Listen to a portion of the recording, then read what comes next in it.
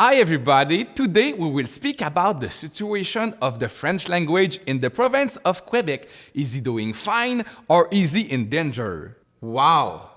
J'espère que le français se porte bien au Québec parce que s'il vise une carrière en anglais, c'est pas gagné d'avance. Welcome to Truths and the Consequences. Arrêtez-le quelqu'un!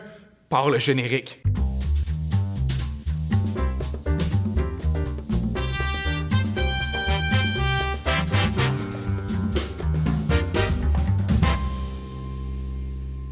Commençons par un segment historique. Jusqu'en 1960, on considère que l'anglais est la langue de commerce et de travail au Québec, principalement à Montréal. Ce n'est qu'en 1961 que l'Office de la langue française est créé et seulement en 1977 que la Charte de la langue française est adoptée. Fin du segment historique.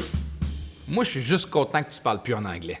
Les gens qui ont l'impression que le français perd du terrain à Montréal n'ont pas tout à fait tort. Dans les 20 dernières années, le pourcentage de la population ayant le français comme langue maternelle est passé de 52 % à 47 %.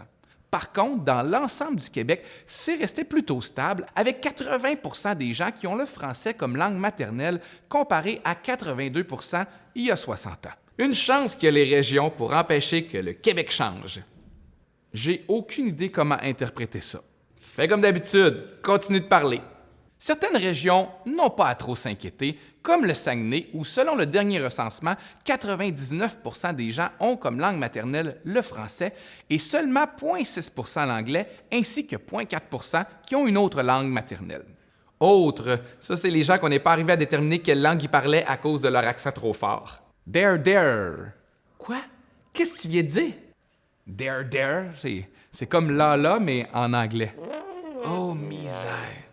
Fait étonnant, dans l'ensemble du Québec, l'usage du français est en hausse. En 40 ans, il est passé de 81,9 % à 82,5 %. Une hausse de 0,6 %, faut vraiment vouloir être positif. Merci, je suis quelqu'un de très positif.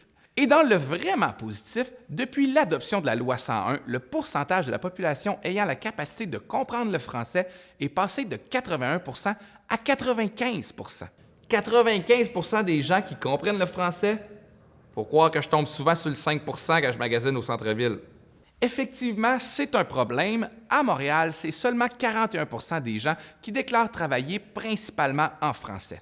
Maintenant, Moment Canada, parce que c'est le mandat de Radio-Canada de s'intéresser aussi aux gens de Saint-Boniface au Manitoba. Du côté de Saint-Boniface, il fait moins 6 degrés, température ressentie, moins 11.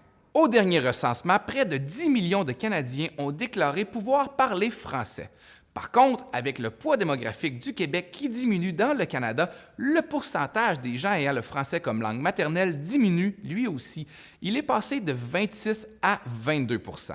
D'un autre côté, le bilinguisme, lui, tend à augmenter. En 50 ans, le pourcentage de personnes bilingues est passé de 12 % à 17 %.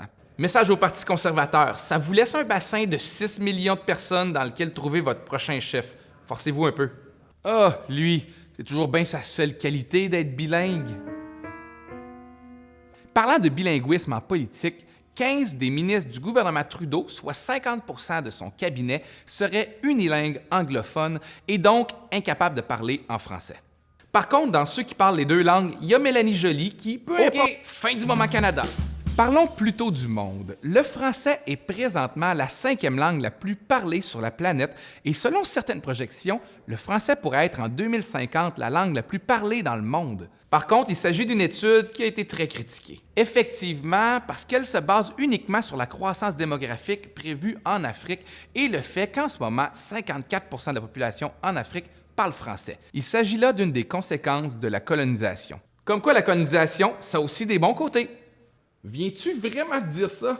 OK, fin de la capsule.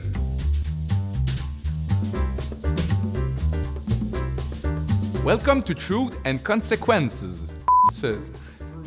Welcome to Truth and Consequences. Welcome to Truth and Consequences. Welcome to Truth and Consequences.